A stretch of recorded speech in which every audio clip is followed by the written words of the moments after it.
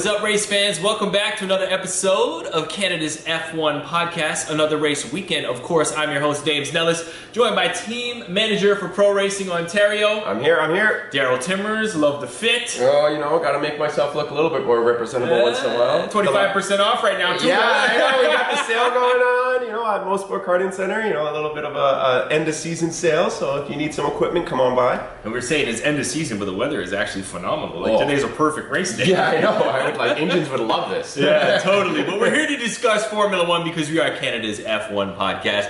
Mexican GP in the books. We had Max Verstappen finish P1, yeah. Lewis Hamilton P2, and Sergio Perez Checo, the hometown boy, puts it on the podium in P3 for the first time.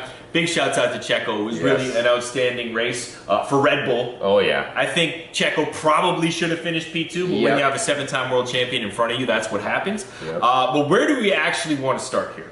Where do you want to start? Honest, I'm gonna start with Bottas. Okay, that's where I want to start. Yeah, period. That was the biggest. I'm gonna give the first underwhelming performance that before we even get to that part of this episode. But that was what the heck? Hot take. If I'm Toto Wolff, I'm looking at Valtteri and I'm going, give me the keys. Yeah, I'll drive. Give me the keys. I'll do this. I seen a wheel. Not that they even have keys, but it was that bad. Like, you put it on pole. Yeah, such a strong Saturday. And the getaway wasn't the greatest, but it wasn't the worst either. No. Where it just... I don't know. I know.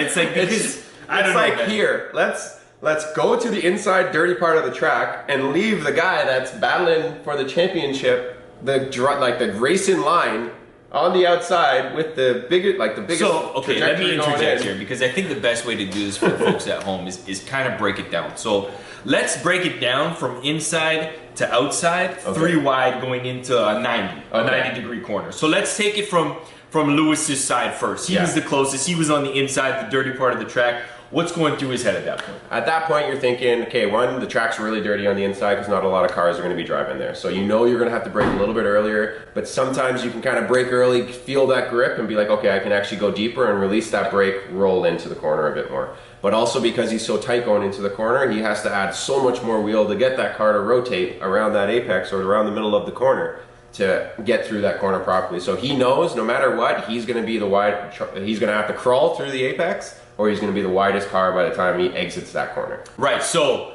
crawling through the apex will set him up for that next left-hander. Exactly. But if he carries too much speed, he might be able to get around the corner faster, but he won't have the right line to get around that left-hander. Exactly. And he'll just get gapped. Yes. Okay, so he's actually in the worst position on track at this point. I would agree with that. That's probably going into any situation where you're the third car on the inside. You know, yes, you have the inside line, but it's very, very tough to kind of slow yourself down on a 90 at that point, especially with the left right after that corner, right? You go right 90, left right away. You're kind of a sitting duck at that point. So, you know, it's a bad situation, but hey, your teammate's on the outside. All right, we should be okay. So let's talk about Valtteri, who is in the middle of these two. Yes. In my opinion, through no fault of his own. Yeah, I might have to argue on that one. They're going, you know, off the start, I feel like he was looking to the right too much and not worrying about how he had him covered to the left. Timeout. Yes. What are you looking to the right for? Exactly. It's your teammate. It's Lewis Hamilton. And he's starting P2. Exactly. You know he's there. Exactly. I don't understand why. And he even pinched him down. Yeah. Not pinched him down. We've seen harder pinches. He covered him up. Okay. All right. So he makes a move, covers him up, leaves the whole left side open. Yeah. And Verstappen, I think... A lot of people are making a big deal about the late brake maneuver, which didn't really look like a late brake maneuver to me. I think the toe was massive though. Yes. He was able to tuck in behind Bottas, who was moving over, and you could literally see it was like a slingshot. Like it kind of came back, and then he just went around the outside. Now he didn't exactly clear Bottas going into the corner. Yep. Which has everybody kind of wondering, Bottas, what were you doing? Like. I honestly think when he looked right, he was like, okay, maybe I am on the white line or close, like 3/4 of the way to the white line on the left side, and had that covered. But then I don't think he realized he had like 2 car widths on the outside of him. And Verstappen went for the move, and he was like, oh crap, I'm not as far to the left as I thought I was because I was focusing so much on the right. when you shouldn't be focusing on the right. Lewis should have the right covered, and you should have the left covered. Easy. What's the?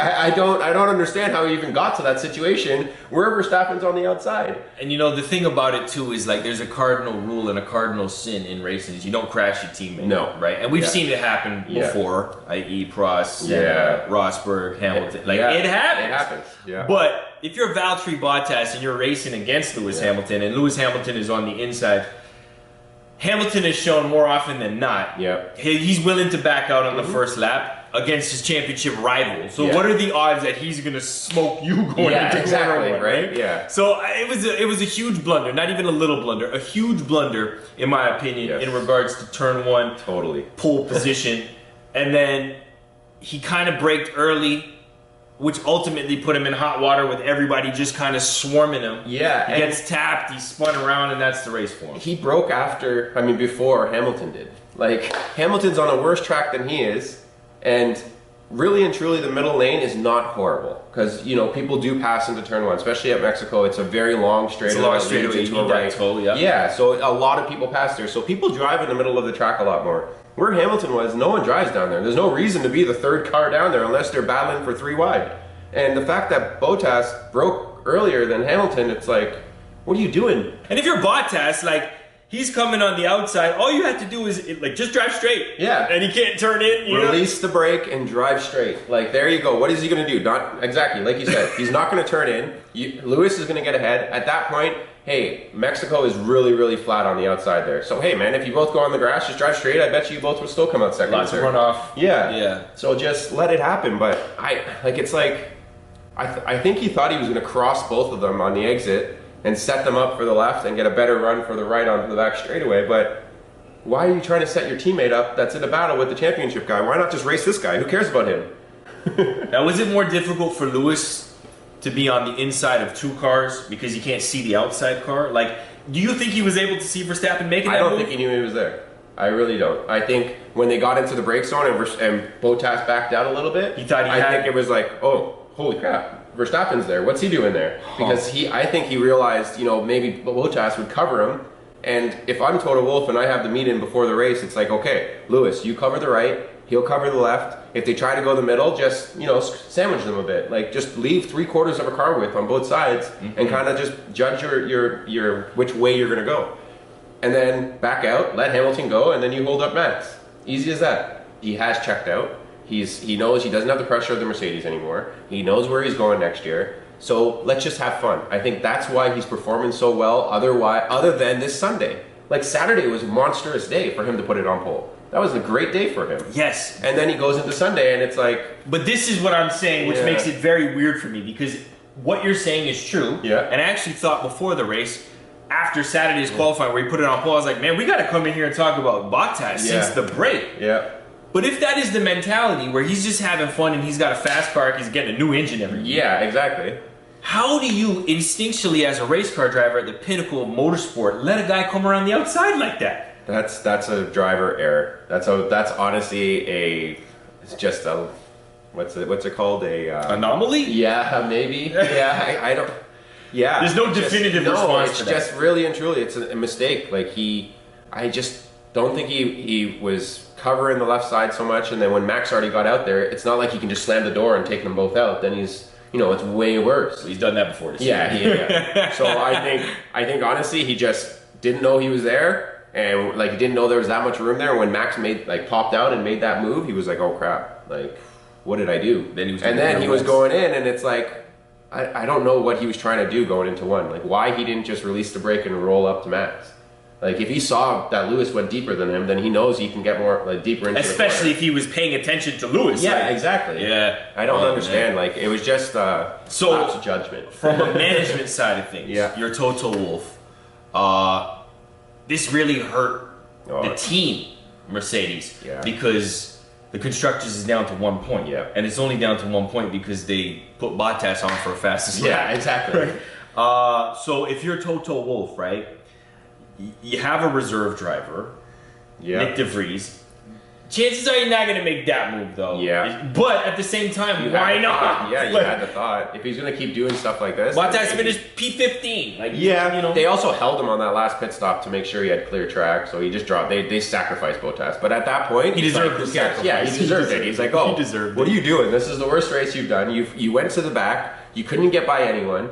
Like, when he went to the back, that's another reason why I thought it was underwhelming. He went to the back, I was like, okay, he'll get the 10th. He'll get a point. He'll get 2 points. No, he was struggling. The entire race, he struggled. And he couldn't do anything.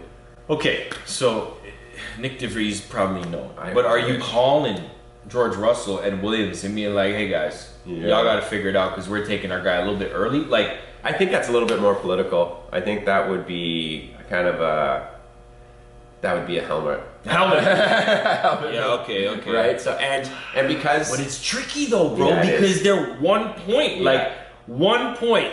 Going into this weekend, they had a decent margin in constructors, and it's money on the line. Yep. Right. It's a big deal, man. It is a big deal, and this was the last 2 races has been the KO punches for them. Like I don't see Lewis coming back. Like it's going to be very hard. I think you know, calling it 1. yeah, he's on the way to that 10 count. I don't know, man. I think he's definitely hurt right now. If they go into Brazil and Max just even finishes second to him, it's like there's 3 races that he has to finish first to second to him to get him to the point where the final round it's like, okay, let's go punch for punch. But I don't know if they can do that. And they're like, Red Bull is strong right now. That car is fast. Max is just head and shoulders above the rest right now. It's not even close. He finished like almost 20 seconds ahead of Hamilton, who was P2. Yeah. Like, this guy is on another planet right now. So confidence. It's like you said, are we really at that 9 count and the rest is just a formality? Like, I think, honestly, it's obviously going to go to the last race just mathematically, I don't think Max will sweep them for the rest of the season. I think it's going to be one of those, Max finishes 4th in the last race just to kind of this has a conservative race. Come home, get what I need, finish 4th, stay ahead of the Mercedes, the McLarens and the Ferraris, and let the other 3 battle it out. And I think it's kind of they're in cruise control right now and just letting it be. And I think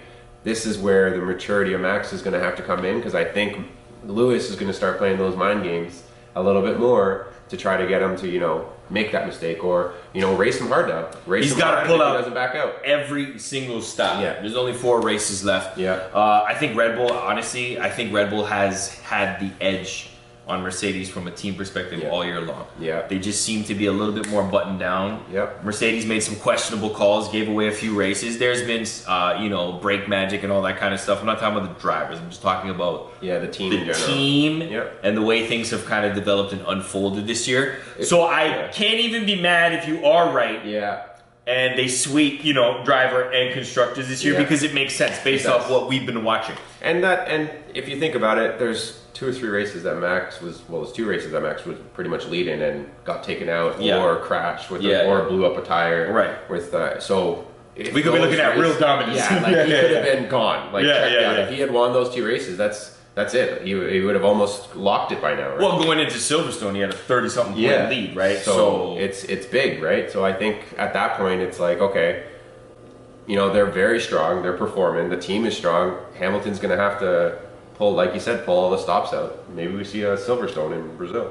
Well, it's a sprint race too, right? Yep, there is a sprint race. So there's some points on the board there. Yeah. And I think, like I said, it's a maturity thing now to see if Max can keep his cool and be smart about how he, tries to get around Lewis or races Lewis, and there's no risk needed at all. Like, he can finish right behind Lewis this entire season and be okay. If it's a 1-2 finish, then the last race will come down to a crazy battle. But I think if he just remembers, there's big picture here. We got to keep the championship. We have to keep the constructors up. And I think if he races him smart for the rest of the season, he doesn't technically need to win all these races now. Very comfortable. He's in a great position, and he's earned it. So got to give him props for that, Red Bull as well. Let's move on down the line of constructors. McLaren, for most of the year, has been looking very solid. Even post-summer break, Daniel Ricciardo has started to come around. However, Ferrari's looking just a little bit more solid right now. Looks so consistent. Like, it's just like they're never the quickest, but they're not slow.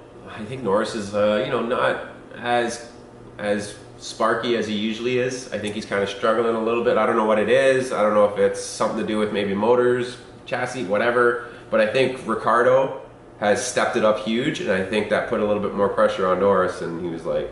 It's a combination of things, I think. Okay. Because in Russia, he was on point for the victory. Yes. He made the decision, ultimately, to stay out. Yep. And it cost him that win. Yep. Yep. And at the same time, we've seen Ricciardo come back from summer break. He's won a race, and he's been closer, like you said. Yeah. So there's just I've noticed since that Russian race, there's been a bit of a change with Norris. Exactly. Right. So yeah. I think he's at that level where everybody kind of expects a certain level of performance. Yep. And whether or not he's able to deliver every single week, that's where we're at. Yeah, I agree. I agree. I think there was a lot of pressure on him, and now that Ricciardo is actually going like blow for blow with him, it's like, oh crap, okay, I got to perform every single weekend now. Before, my teammate was still getting used to that car, still catching up, and I was the guy. Everyone thought I was. You look at what Norris is doing compared to what a driver like Daniel Ricciardo is. And all of a sudden now, like we said at the beginning of the season, it's going to take Ricciardo a little bit to get used to this car, and he looks like he's really comfortable in that car now. He's out-qualifying Norris, I would say, since the summer break, he's gone blow for blow with Norris. This first half of the season was a definite struggle, really, really, really big struggle for him. But now, I think he's kind of found his home, and it's a good car for him, and he's getting there. But that's what makes it so impressive from Carlos Sainz, man. Yeah. Because for me, that guy, like, he's been from team to team to team. Yep. In the past couple of years, he's been on a handful of different teams, and he was just able to adapt to that Ferrari so well.